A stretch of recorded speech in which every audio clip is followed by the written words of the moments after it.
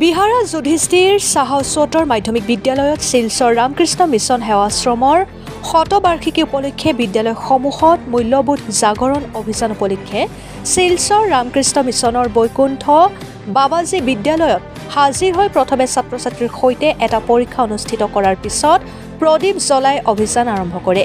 শুভ আৰম্ভণিত বাবাজীক ফুলৰ মালা আৰু উত্তৰীয় লৈ আদৰণি জনাই বিদ্যালয়ৰ একাডেমিক ইনচাৰ্জ নিৰুপম নাথ আৰু বৰবাবু ইন্দিৰা চক্ৰৱৰ্তীয়ে।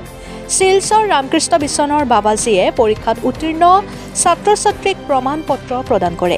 শেষত বিহাৰা যুধিষ্ঠিৰ সাহসোত্তৰ মাধ্যমিক বিদ্যালয়ৰ একাডেমিক ইনচাৰ্জ নিৰুপম নাথে সকলোকে ধন্যবাদ জ্ঞাপন কৰে।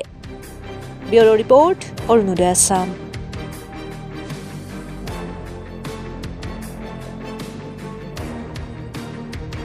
রামকৃষ্ণ সেবাশ্রম সংঘ ওনাদের শিলচর মিশনের শতবর্ষ পূর্তি উপলক্ষে বিদ্যালয় সমূহে মূল্যবোধের শিক্ষা জাগৃতি হিসাবে উদযাপন করছে এবং আমাদের বিদ্যালয়ে ওনারা এসেছেন।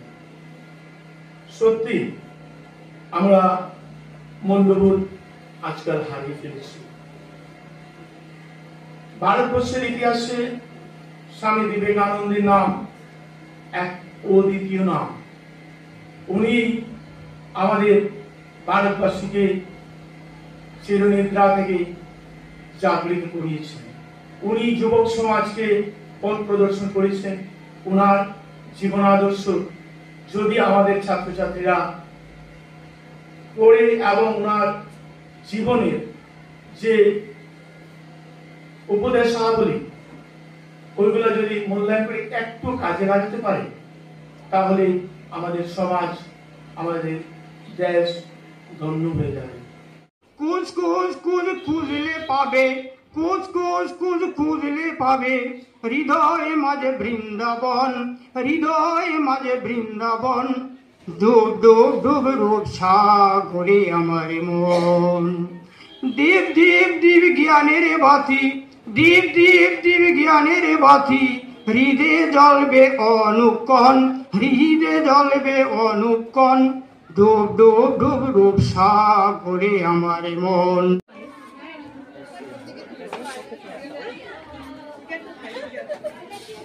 I think we can, but that is already visible in a bigger way, na? That is we are just comments. Yeah, अभी क्या हुआ कि वो आपका जो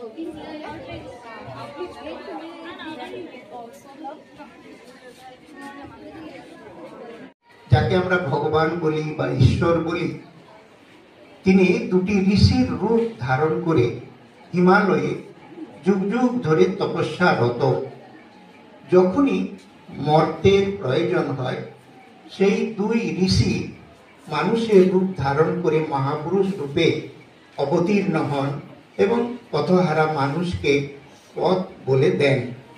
তো ঊনবিংশ শতাব্দীর সমাজ জীবন সেই রকম একটি অবক্ষয়মুখী ছিল। সেই জন্য সেই দুই ঋষি, একজনের নাম নারায়ণ ঋষি, আরেকজনের নাম নর ঋষি, তারা এসেছিলেন মর্তে। শ্রীরামকৃষ্ণ দেব হলেন নারায়ণ ঋষি, স্বামীজি হলেন নর ঋষির অবতার।